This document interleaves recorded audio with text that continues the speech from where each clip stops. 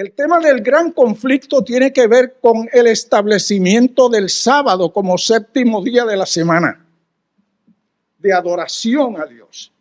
El tema del gran conflicto tiene que ver con las razones por las cuales el Espíritu Santo, aunque estaba activo en el Antiguo Testamento, sin embargo, estaba llevando una obra casi furtiva.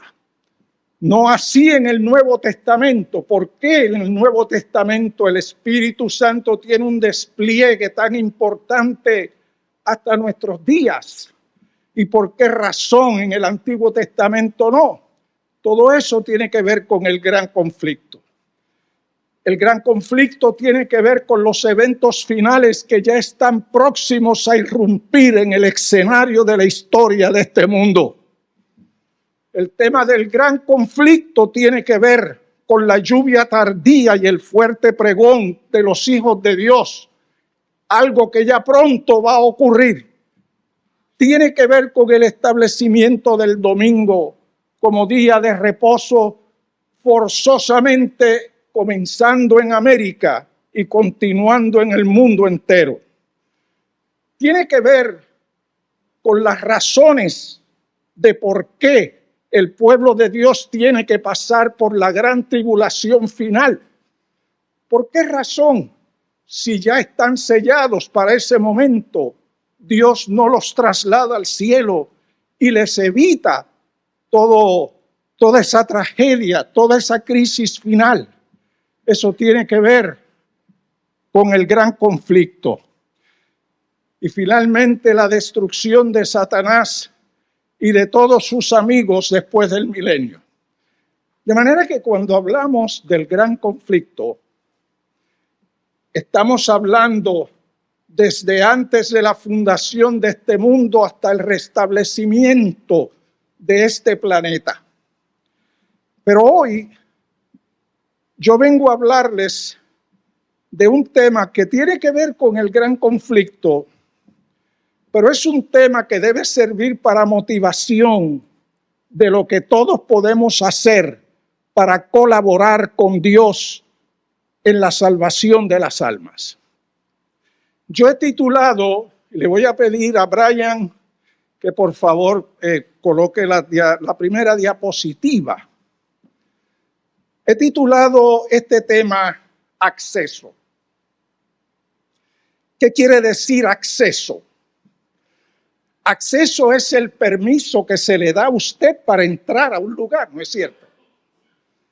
Cuando le dan acceso a entrar a un lugar, especialmente a lugares que para usted entrar tiene que pedir permiso. Yo he titulado el tema de hoy acceso.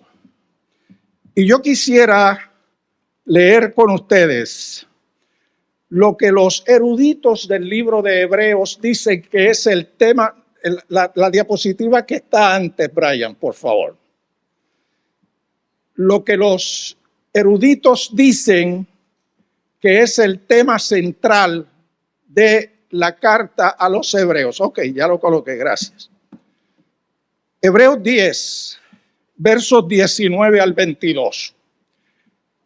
Estos 3 versículos son la idea central de todo el libro o el sermón a los hebreos, porque Hebreos no es una carta.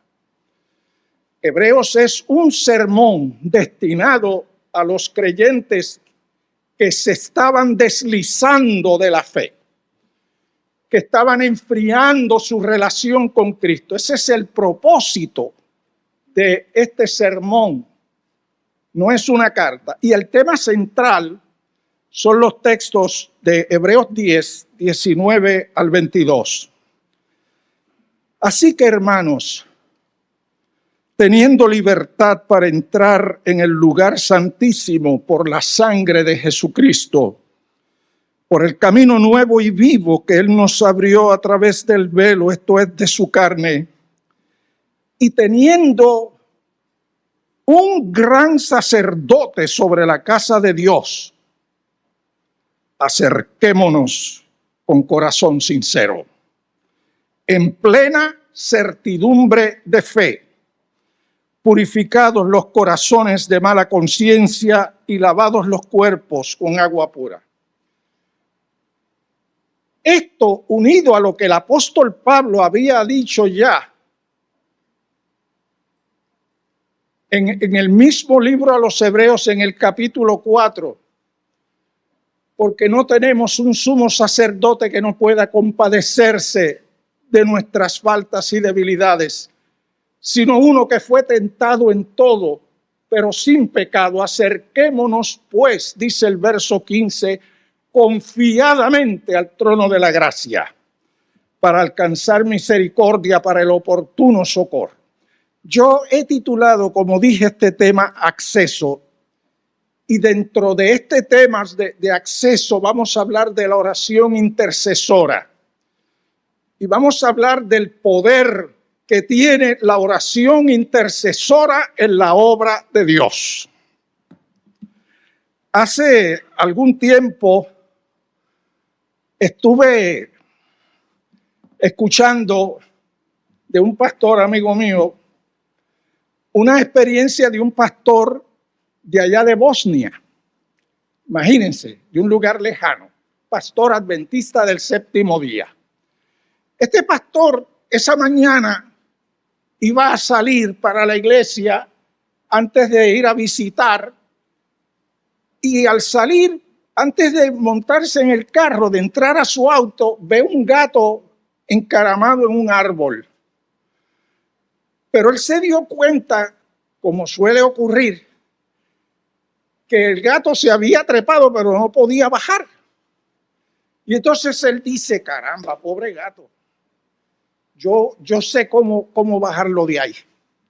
Así que él abrió el baúl, saca una soga, amarra una punta de la soga del árbol, era un árbol pequeño, jovencito, y la otra punta la amarra del bumper del carro, ¿verdad? Mejor conocido en español como parachoques. Y entonces él dijo, ahora yo voy a darle reversa al carro. ¿Y qué es lo que va a ocurrir? Que la soga va a alar el palito.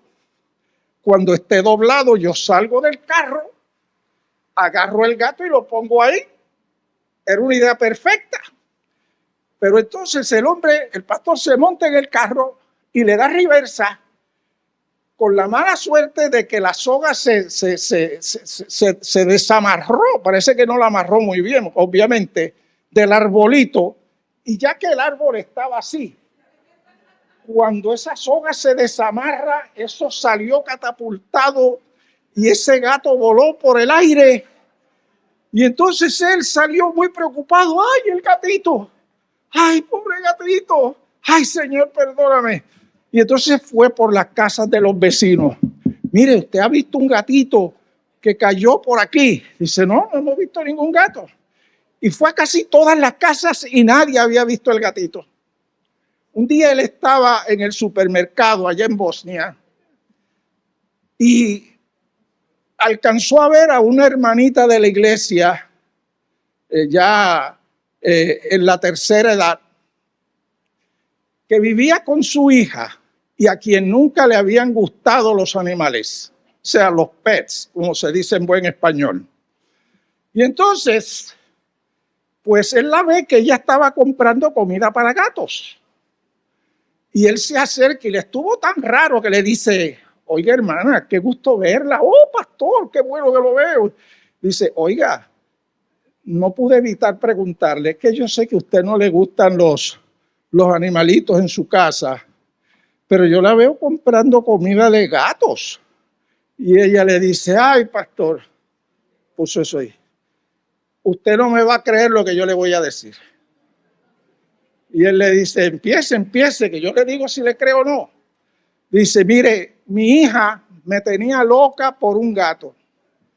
Y hace meses me estaba diciendo que quería que le comprara un gato. Y yo que no quiero animales aquí.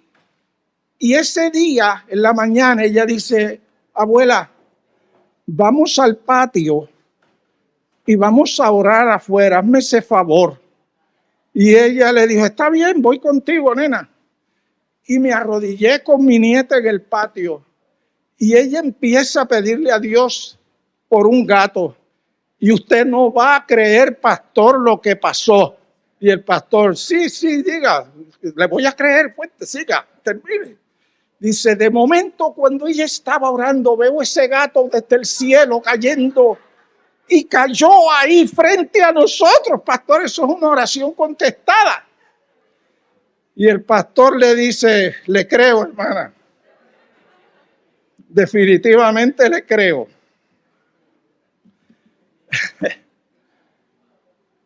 Cuando nosotros hablamos, ustedes saben que cuando Jesús hablaba en los evangelios acerca de la oración, el tema de cada una de sus enseñanzas tocante a la oración era acerca de la oración intercesora. Por ejemplo, en Lucas 11 se relata el incidente donde Jesús estaba con los discípulos y se fue temprano en la madrugada a orar. Y uno de los discípulos que lo vio levantándose y yéndose como un tiro de piedra, dijo, ajá, yo voy a seguir a Jesús porque aquí yo tengo que descubrir cuál es el secreto del poder del maestro. Y dice Lucas capítulo 11 en el versículo 1, que aquel discípulo se quedó observando a Jesús. Pero la manera como Jesús oraba era muy diferente a como él y sus compañeros discípulos y los judíos en general lo hacían. Un buen judío oraba no menos de 5 veces al día. A la hora primera, a la hora tercera, a la hora sexta, a la hora novena y a la hora duodécima, además de orar por las comidas. Pero eran oraciones aprendidas de los escribas y de los rabinos de Jerusalén. Pero este hombre veía a Jesús orando y era algo distinto. Él parecía que se estaba comunicando con alguien cuando oraba. Y fue tanto su entusiasmo que cuando Jesús termina, dice el verso 1 y 2, que él se acerca y le dice, Señor, enséñanos a orar, como Juan le enseñó a sus discípulos. Él se creía que sabía orar, pero cuando vio a Jesús orando, era más que una oración aprendida, era una comunicación con un ser invisible. La única persona que yo he leído que tenía esa costumbre al orar, ya fuera en privado o en público, se llamó Elena White. Mi mentor en el ministerio, el pastor Harold Marshall Sylvester Richards, mejor conocido como HMS Richards, fundador de The Voice of Prophecy en el 1935. Un hombre que junto con J.N. Andrews podía recitar de memoria el Nuevo Testamento y grandes porciones del Antiguo. A ese nivel, esos hombres amaron la palabra de Dios. Pues Richards escribió un libro en 1956 que se llama Feed My Sheep. Aquí en la agencia lo tienen en español, muy lindo, muy bien encuadernado. Apacienta mis ovejas. Eso fue una serie de sermones de 7 días que él le dio a todos los pastores de la Unión de Columbia en Maryland, Baltimore y Washington. Y fueron tan excelentes que lo convirtieron en un libro. Y ahí él cuenta que él estudió sus primeros años de escuela en la Academia de Campion. ¿Han oído ustedes hablar de esa academia? En Colorado. Y en el pueblo de Boulder, que estaba cercano, la sierva del Señor iba a venir un sábado a hablar a la gente. En ese pueblo de Boulder hay un lugar que todavía existe, que se llama el edificio Chautauqua.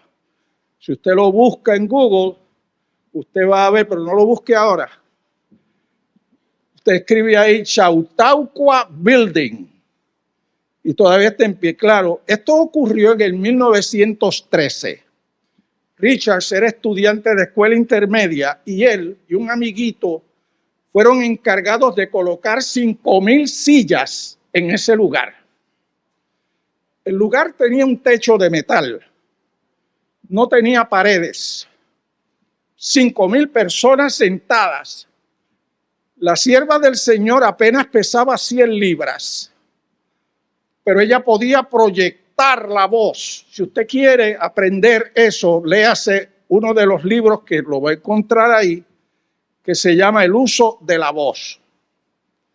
Ella tenía la capacidad de usar los músculos del diafragma, como yo estoy tratando de hacer aquí desde que empecé, para proyectar su voz.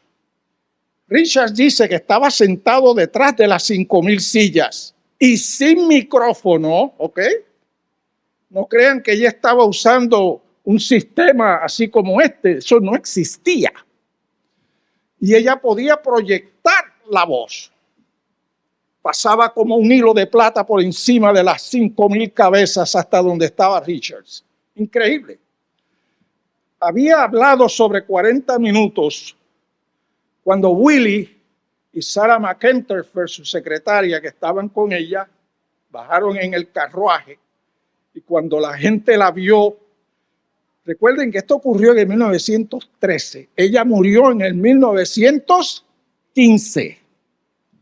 Así que físicamente ya no era una jovencita y los que la vieron con su trajecito negro, con unas cositas aquí lo más bonitas en sus mangas, una madre frágil de Israel es lo que parecía. Citó más de 100 versos de memoria en el tema y Willie le dice, mamá, mira, ya es hora de que vayas terminando. Y ella le dice, sí, pero no voy a terminar hasta que no ore. Y entonces ella invitó a esas 5,000 personas a orar. Richards dice que la mayoría de esas 5,000 personas no eran adventistas. Eran gente que fueron por curiosidad para ver quién era la profetisa de los adventistas, como decía el periódico de aquella época. Cuando ellos se arrodillan, Richards también lo hizo y su amiguito que estaban atrás, ella comienza a hablar con el Padre, pero ella hablaba con Dios de una manera como Jesús solía hacerlo, parecía que había alguien ahí. Y Richards dice en su libro, yo no me atreví a abrir los ojos, porque me parecía que iba a ver a Jesús parado frente a ella. Ustedes y yo podemos tener el poder del Espíritu Santo para orar en el Espíritu cuando estamos a solas. Y tu Padre que te ve en secreto te recompensará en público. La oración es algo más que el acto de abrir nuestro corazón a Dios como a un amigo. La oración es algo más, como ella también dice en El Camino a Cristo, página 65, es la llave en la mano de la fe que abre los almacenes celestiales donde están atesoradas las bendiciones de la providencia. La oración es más que eso. La oración dentro del gran conflicto es un acto de guerra. Recuerden lo que ocurrió en Génesis 3:15. Enemistad pondré entre ti, le dijo Dios a Satanás a través de la serpiente, y la mujer entre tu simiente y la simiente suya. Cuando Satanás escuchó aquellas palabras de que alguien de la simiente lo habría de aplastarle la cabeza, aunque no saldría incólume de esa batalla, él sabía que su tiempo estaba determinado ya. ¿Y qué usted cree que un enemigo va a hacer cuando sabe que su tiempo está determinado? ¿Qué usted cree que va a hacer? Va a arreciar la lucha y mientras menos tiempo le queda, más recia es la lucha. Los que saben de fórmulas, geometría del plano, nunca fue una de mis clases favoritas. Inglés como segundo idioma, sí. Pero Apocalipsis presenta una fórmula que utiliza Satanás. Ay de los moradores de la tierra, porque el diablo ha descendido sobre ustedes con gran ira, sabiendo ¿qué cosa?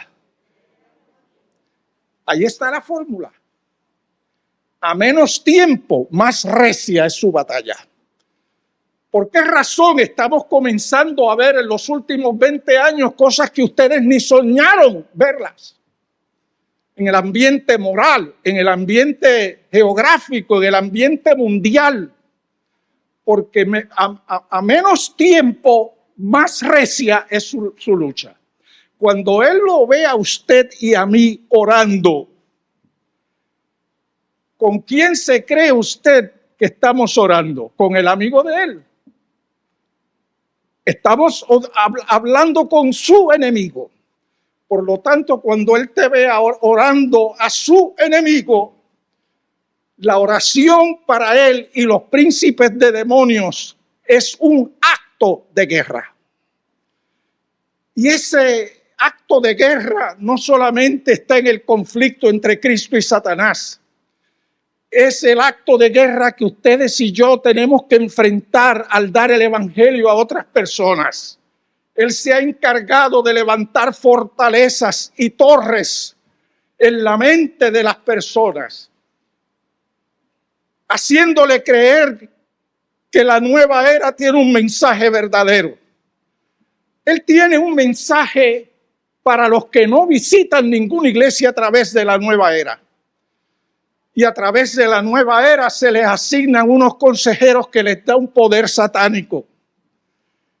Él le ha dado poder a los que creen en el movimiento carismático en las iglesias evangélicas del mundo.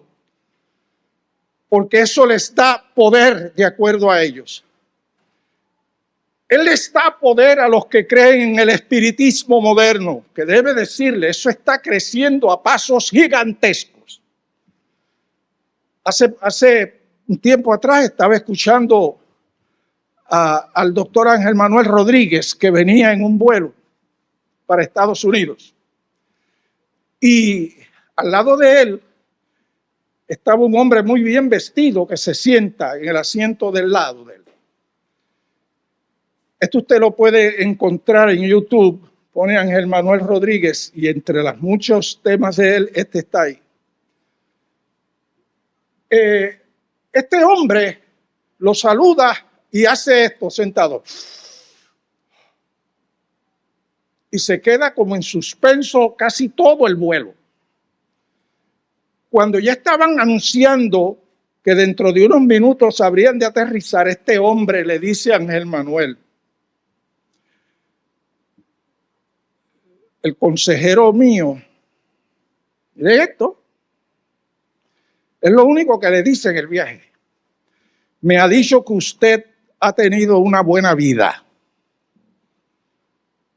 Y Ángel Manuel le dice, pero fíjese, ese consejero suyo no le dijo toda la verdad. Porque cuando yo conocí a Cristo tuve la mejor vida y he tenido la mejor vida, no una buena vida. Y eso no es suficiente porque me espera una vida mejor cuando Él venga. Y eso fue como si le hubieran metido un shock eléctrico a ese hombre y no le habló más.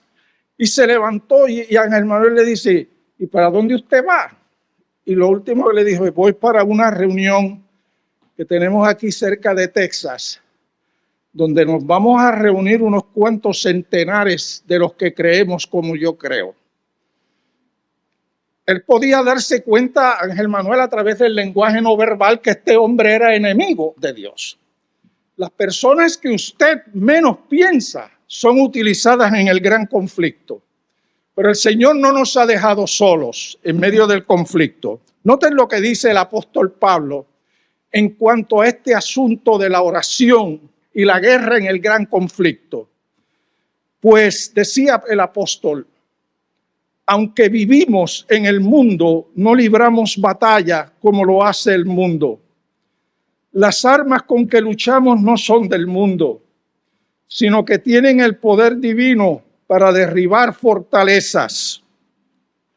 destruimos argumentos y toda altivez que se levanta contra el conocimiento de Dios y llevamos cautivo todo pensamiento para que se someta a Cristo. Las armas con que ustedes y yo, miren, ustedes y yo hemos nacido en medio de un gran conflicto. Y quiéralo usted o no, usted va a ser parte, si no lo ha sido ya, de ese gran conflicto. Y como Dios lo sabe, Él ha forjado unas armas en el fuego celestial y se las otorga a cada uno de los que le han aceptado como su Salvador. Esas armas son el poder del Evangelio. Esas armas es la fe y la oración. Esas armas son los dones del Espíritu de Dios que llega a controlar tu mente, tus emociones, si tú se lo permites. Esas armas son que cuando tú estás a solas, tú puedes escuchar, aprender a escuchar su voz y distinguirla, como decía la hermana que estaba llevando a cabo esta mañana la escuela sabática, distinguirla de las otras voces. Dios nos ha dado armas, como dice el apóstol, gracias a Dios que nos da la victoria siempre por medio de Jesucristo. No hay nada que temer. Ahora, miren lo que dice la sierva del Señor. No comprendemos suficientemente el gran conflicto que pone frente a frente los ejércitos invisibles de los ángeles buenos y de los ángeles desleales. Los ángeles buenos y malos luchan alrededor de cada hombre. No es un conflicto imaginario, no son batallas simuladas aquellas en que estamos empeñados. Y concluye la cita diciendo, tenemos que hacer frente a los adversarios más poderosos y nos incumbe decidir quiénes vencerán. Debemos hallar nuestra fuerza precisamente donde hallaron la suya los primeros discípulos y juntos perseveraban en la oración. Y de repente vino un estruendo del cielo y fueron investidos con el poder. Hay muchos adventistas del séptimo día, hermanos, que están ajenos a esta lucha del gran conflicto. Elena White dice que no podemos estar seguros ni un solo día si dejamos de orar. Estos seres siguen nuestros pasos, pero tú y yo podemos ser victoriosos cada día en medio de esta lucha. Cristo ha prometido la victoria para cada uno de nosotros. Él nos ha dado las armas poderosas espirituales para poder vencer. Miren, ¿qué ocurre cuando usted intercede en oración por otra persona? ¿Por qué orar si Dios es bueno y si ya Él lo sabe todo? ¿Qué podemos aprender de la manera como Jesús intercedía por otros durante su ministerio terrenal? En los próximos 15 minutos, voy a terminar a las 12:45. Yo quiero compartir con ustedes brevemente 4 áreas que hacían que la oración de Jesús fuera poderosa. Y voy a concluir con el cherry del Sunday. El último texto es el mejor. He dejado el mejor vino, como decía el maestresala, para lo último. ¿Por qué razón la intercesión de Jesús era tan poderosa? ¿Qué podemos aprender nosotros acerca de la manera como Jesús intercedía? Yo quiero que ustedes escuchen, si pueden buscarlo y leerlo mejor, en Lucas 22. Lucas 22, 31 y 32 son mis versos favoritos en cuanto al tema de la intercesión. Noten lo que ocurre aquí. Dijo también el Señor, Simón, Simón, He aquí Satanás os ha pedido para zarandearos como a trigo. Pero yo he rogado por ti para que tu fe no falte. Y tú, una vez vuelto, confirma a tus hermanos. Aquí hay 4 personas, 4 voluntades involucradas en este conflicto.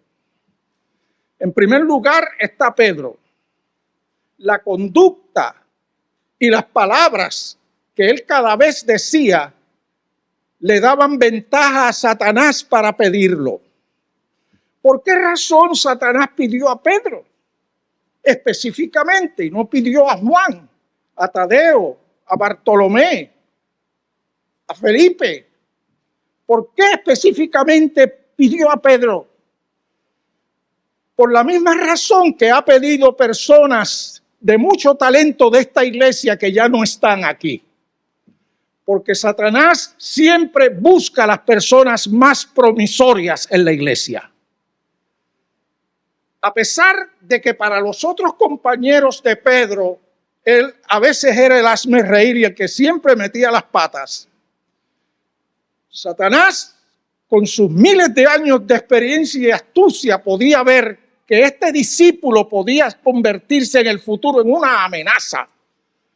Él lo veía con ojos distintos y en justicia le pide al Padre, que es la tercera voluntad involucrada aquí, que le permita acceso, ¿vieron la palabrita? A Pedro.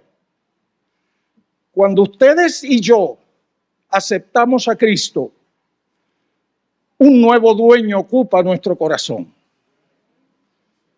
El Espíritu de Dios obra una regeneración en nuestra manera de pensar, en nuestra manera de hablar, en nuestra manera de actuar. Eso no implica que Satanás y los demonios se van a alejar de usted. Cuando ustedes y yo desobedecemos voluntariamente y no confesamos, ¿eso es lo que estoy diciendo?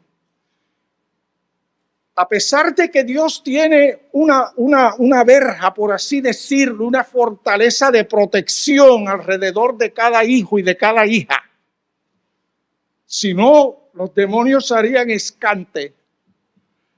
Pero cuando ustedes y yo pecamos voluntariamente y no nos arrepentimos de ello, estamos abriendo una brecha en esa verja protectora. Y eso Satanás lo usa porque tiene todo derecho a reclamarte. En justicia tiene derecho a reclamar a Pedro por lo que hizo y lo que iba a hacer. Y la cuarta voluntad aquí es Jesús. Noten que la intercesión de Jesús era personal. Yo tengo, cuando fui a Vallehermoso, unas hermanas al salir me dieron unos papelitos donde estaba el nombre de cada una de esas 2 hermanas y los hijos de ellas. Y a la salida, cuando me saludan, me dice: pastor, yo quiero que usted ore por estas personas. Porque yo les dije lo que les estoy diciendo. La oración de Jesús era personal. Simón, Simón. Y cuando yo oro, me gusta orar por el nombre de esa persona. Y por alguna razón el Señor las trae a mí. El sábado pasado estábamos mi esposa y yo en Mayagüez 1. Y antes de iniciar el sermón, una hermana se acerca y nos dice: pastor, yo nunca la había visto. Me gustaría que usted ore por mí, por mi hija de 33 años que tiene un sufrimiento con el cáncer terrible. Yo quiero decirles que yo estoy en mis oraciones orando por nombre por esas 3 personas y por otros más. ¿Por qué por nombre? Porque eso era lo que Jesús hacía. Simón, Simón. No hay nada más hermoso que el nombre suyo. Cuando yo voy a Sam's o a Mr. Special, yo trato de ver el nombre de la dama que está ahí de cajera.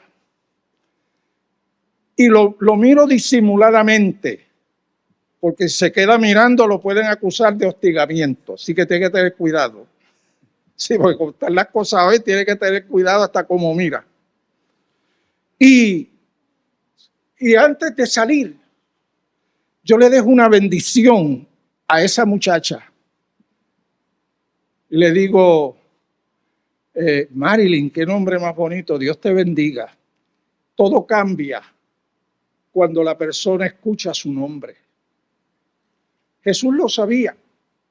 Y por esa razón, cuando intercedía en oración, intercedía por Simón Pedro, por su nombre. Saben, hay un filósofo del siglo XVII que los matemáticos quizás lo han estudiado, que se llamó Blaise Pascal. Blaise Pascal fue un filósofo matemático, físico francés. Y era católico y escribió algunas cosas acerca de la oración, y entre ellas yo saqué esta cita de Blaise Pascal, que como ustedes ven, pues ya falleció hace algunos años. Noten lo que dice Blaise Pascal. Dios instituyó la oración para poder brindar a sus criaturas la dignidad de causalidad, no de casualidad, es otra cosa. Repito, porque yo veo que algunos están mirando con un puzzle face, como dicen los americanos. Dios instituyó la oración para poder brindar a sus criaturas la dignidad de causalidad. O sea, Dios te dio a ti el poder de orar, la dignidad de la oración. Te hizo digno porque a través de la oración tú puedes hacer que las cosas sucedan.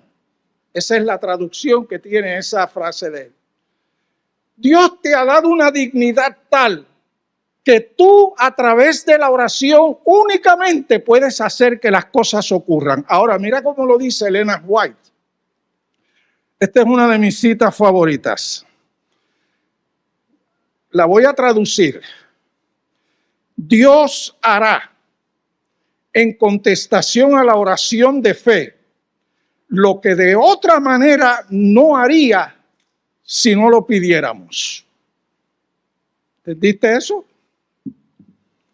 Dios hará, en contestación a la oración de fe, lo que de otra manera no haría si no lo pidiéramos. Hace unos meses atrás, un miembro de esta iglesia, que está presente aquí hoy, tenía un ser amado gravemente en el área de intensivo, en el Hospital Bellavista. Y me llamó, me dijo, pastor, tengo a mí que está grave en Bellavista. Los médicos no la aseguran, ha tenido varios infartos y no la aseguran.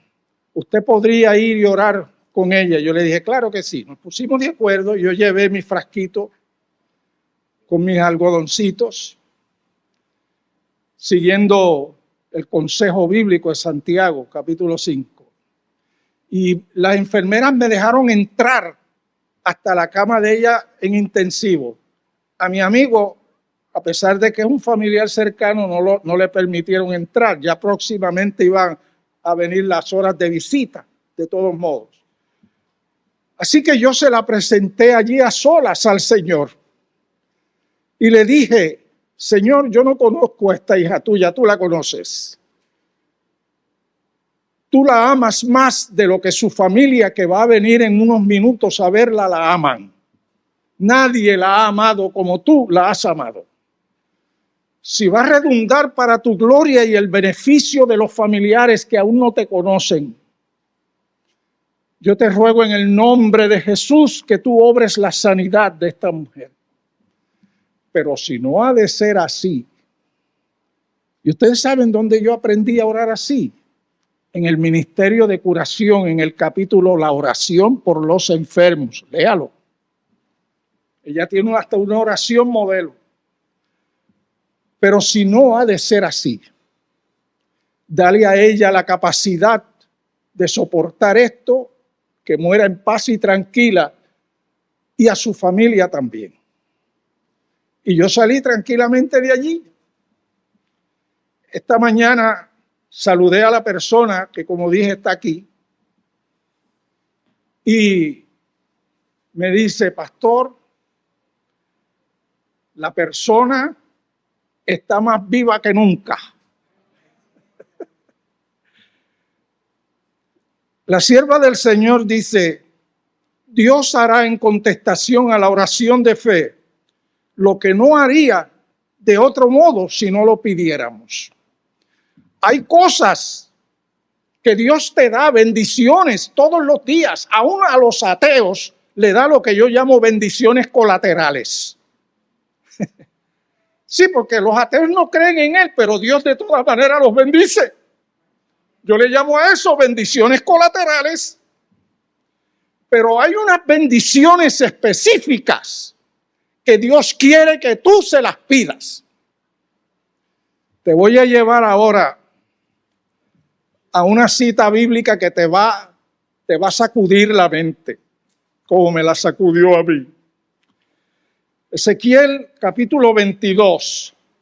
Recuerden que el profeta Ezequiel se encontraba en Babilonia cautivo. Fue llevado en la segunda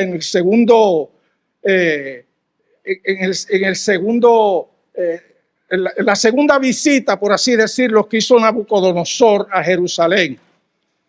La primera fue en el 605 y la segunda en el año 597. En el 605 se llevó a Daniel y sobre 10,000 personas más.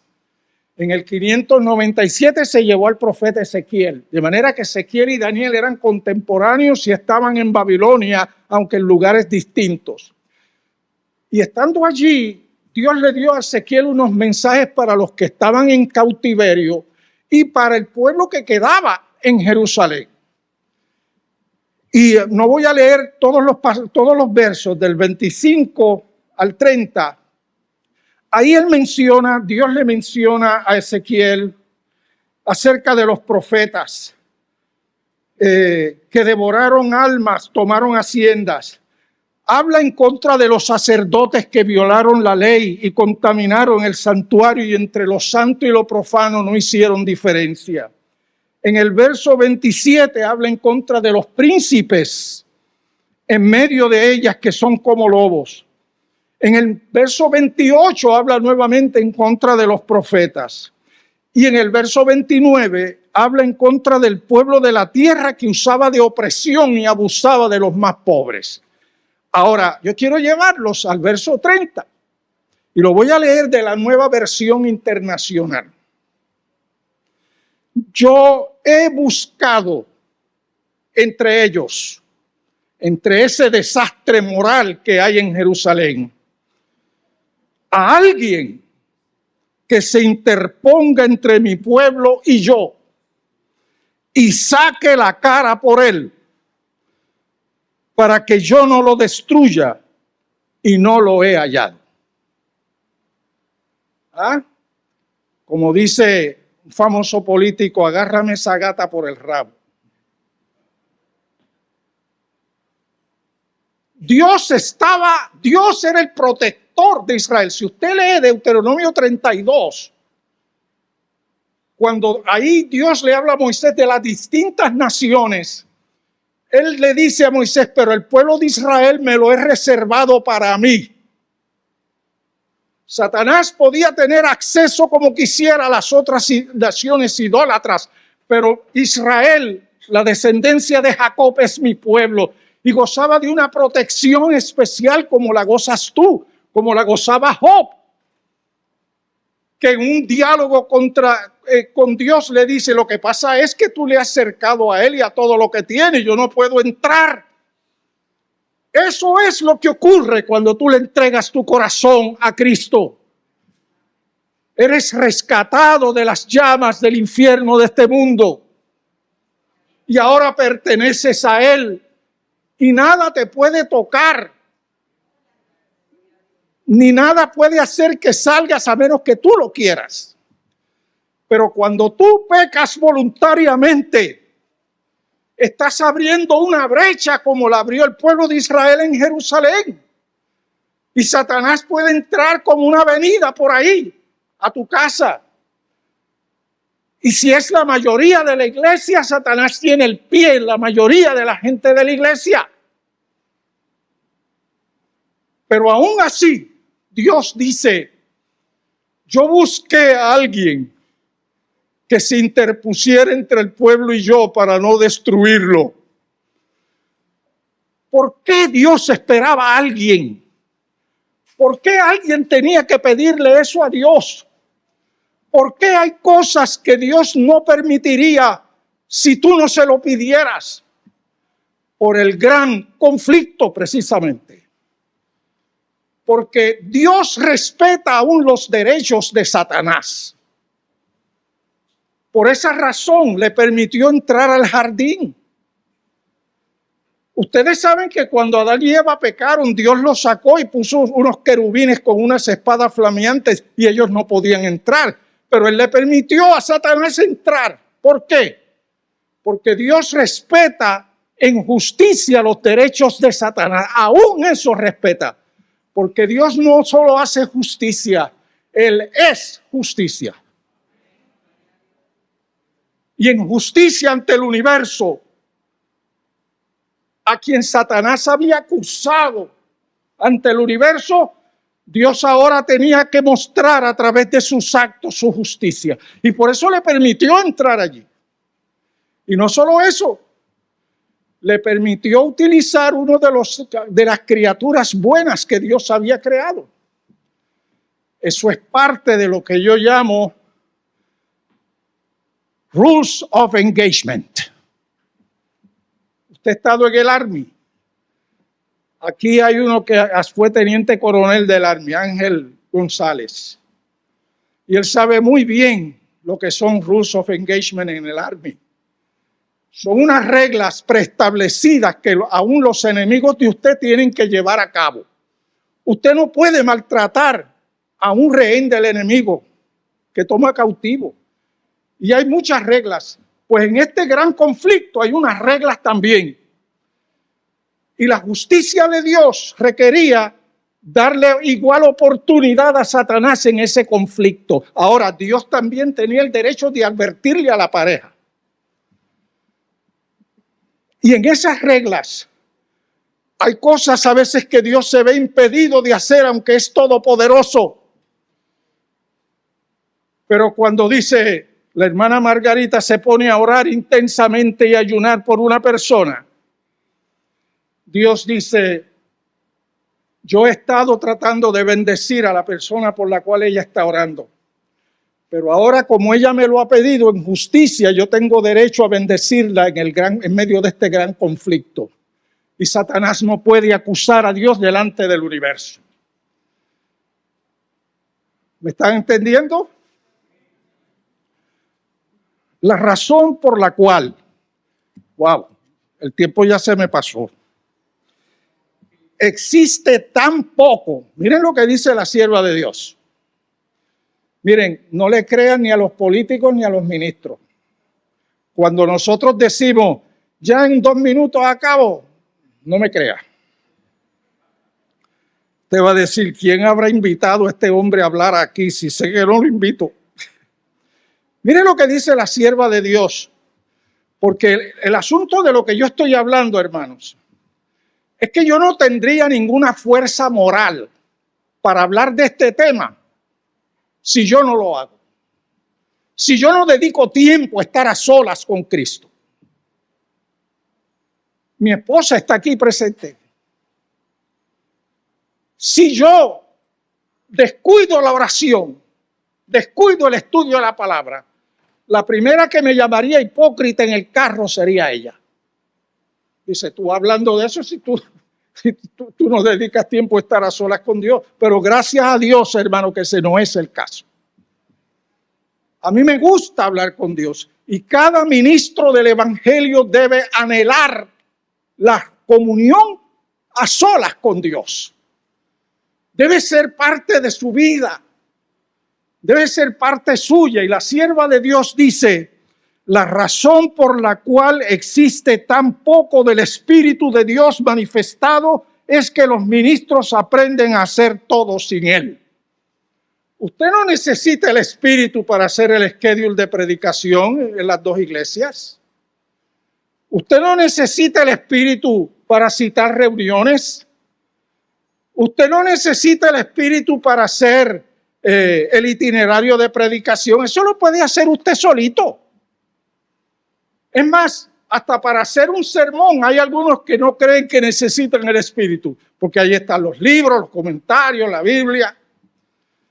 Y ese es el problema, como decía Cantinflas, ahí está el detalle.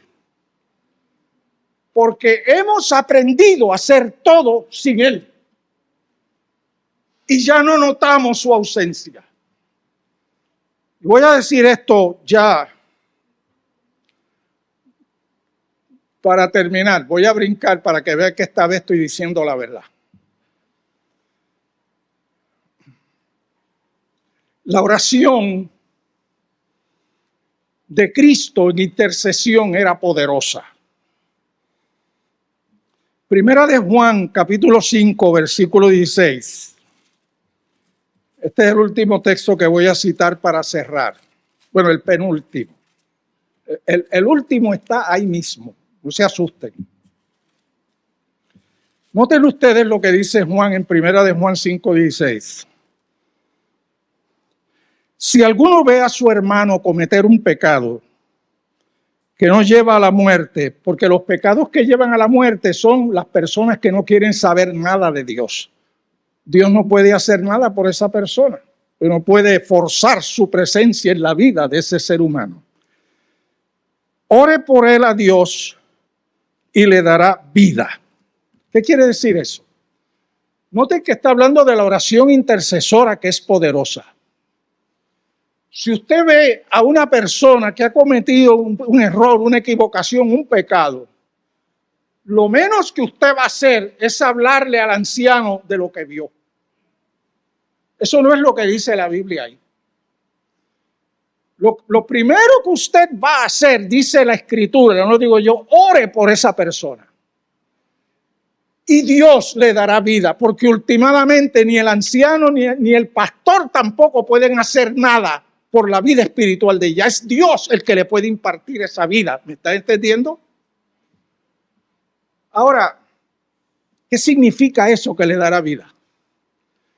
Que le dará poder para que la persona no vuelva a cometer ese error o ese pecado. Ahora, hace como unos 7 años, Abdiel del Toro, a quien ustedes ven ahí en la foto, que ahora es uno de los secretarios de la Conferencia de la Florida. Cuando él llegó de Puerto Rico a la Florida, lo colocaron de pastor en Jacksonville. Él me invitó a tener un fin de semana a hablar de estos temas. Y yo le pedí, al finalizar el tema, lo que le voy a pedir ahora a ustedes.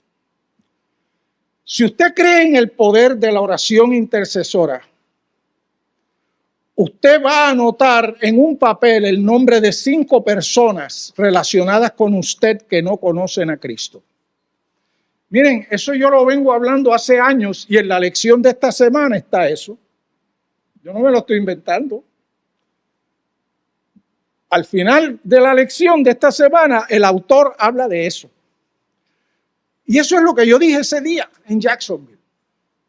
Usted se va a dar cuenta que usted conoce, usted está relacionado con más personas de las que usted imaginaba que no conocen a Cristo. Haga ese ejercicio. Escriba 5 personas que no conocen a Cristo. Y va a orar una semana completa sin comunicarse con esa persona y va a escoger un día para ayunar por esas personas. El ayuno, hermanos, ya que estamos hablando de esto, no es que Dios te va a escuchar si ayunas, si no te escucha si no ayunas. Eso no es. Dios ordenó en la creación a los primeros padres que comieran para el sustento de su vida, ¿no es cierto? Les dio las semillas, les dio las frutas, después añadió las plantas, etc. Comer es una orden de Dios para sostener nuestra vida.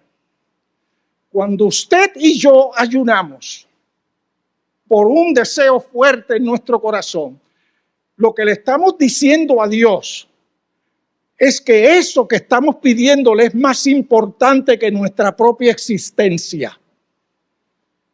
Que eso que estamos pidiendo es más importante que mi sustento diario para mí.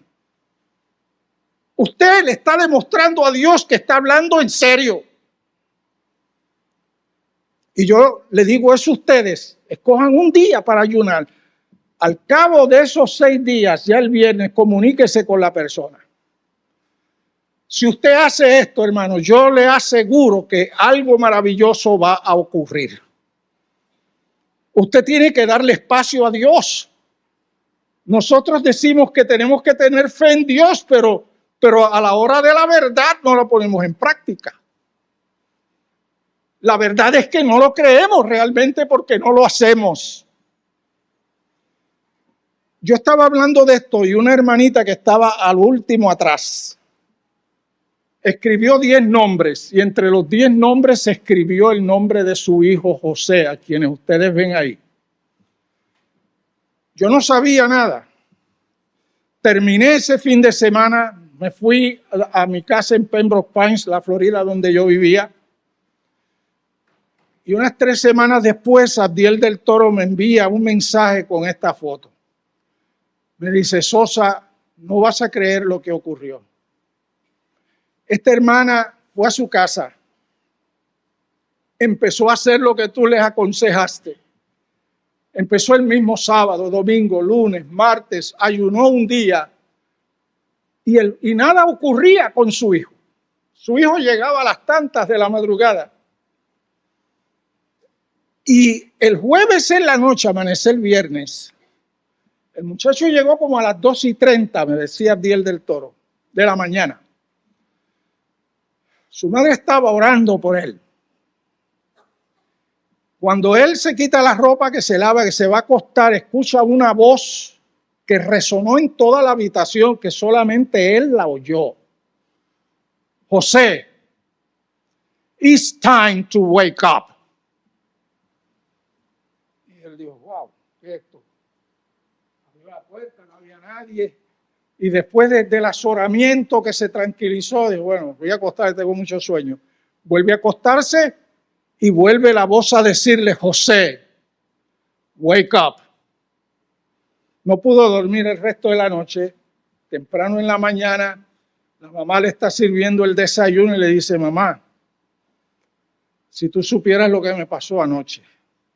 El corazón de la mamá empezó a saltar. Dice, anoche yo llegué como a las 2:30 y dice, yo lo sé, hijo, yo lo sé. Y cuando llegué al cuarto que me fui a acostar, escuché 2 veces esta voz que me dijo esto y esto.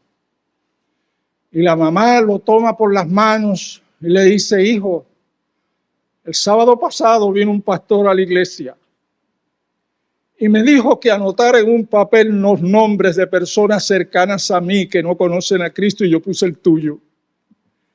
Y desde el sábado yo comencé a orar por ti como nunca.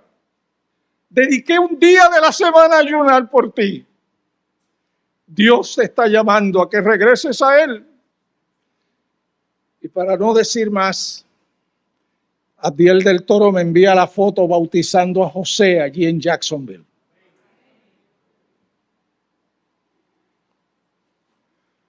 Hermanos, la sierva del Señor dice, y con esto terminó, la oración de fe logrará lo que ningún poder en la tierra puede lograr.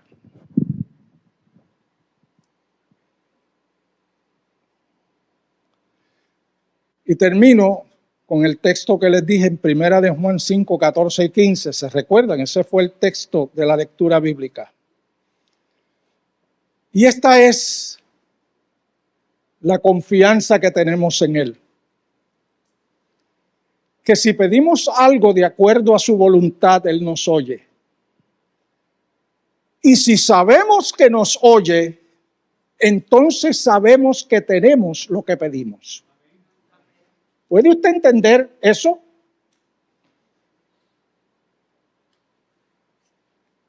Juan, habían pasado más de 60 años desde que Jesús se fue al cielo. Y ya en sus 90 y pico de años, él seguía diciendo, esta es la confianza que tenemos en él. El paso de los años no había podido secar ni eliminar la confianza de Juan en Cristo. Que si pedimos algo de acuerdo a su voluntad, ¿dónde encuentras tú la voluntad de Dios?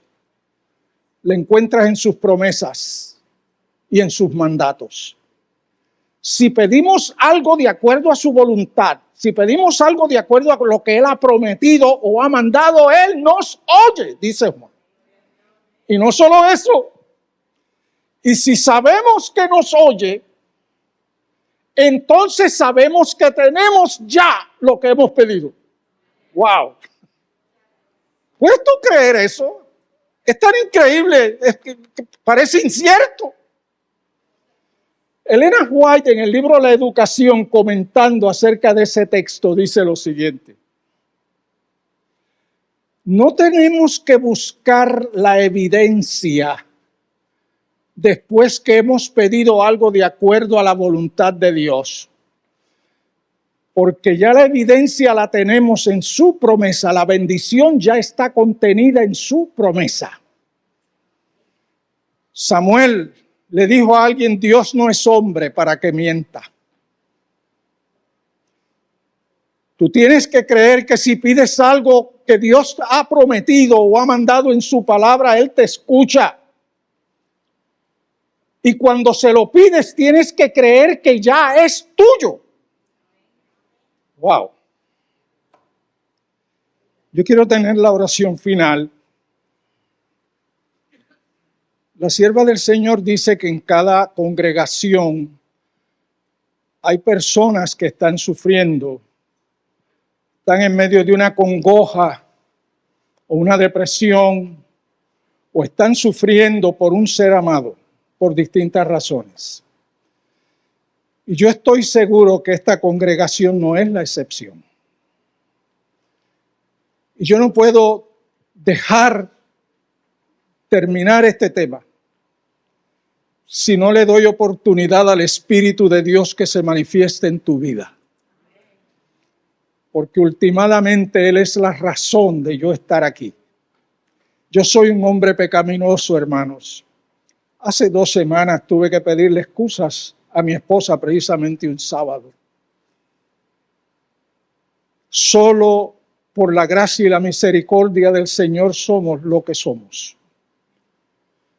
Ni el que siembra, dice Pablo, ni el que riega como Apolos es especial. Es Dios quien da vida a la semilla, dice el apóstol Pablo en 1 Corintios 3.